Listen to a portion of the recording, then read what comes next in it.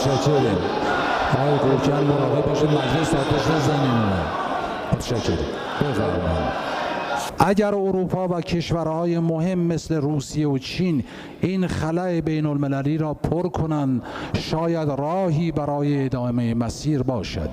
در غیر این صورت جمهوری اسلامی با اقدامات هسته‌ای خود ایشان را سر عقل می آورد. و این را بدانند که در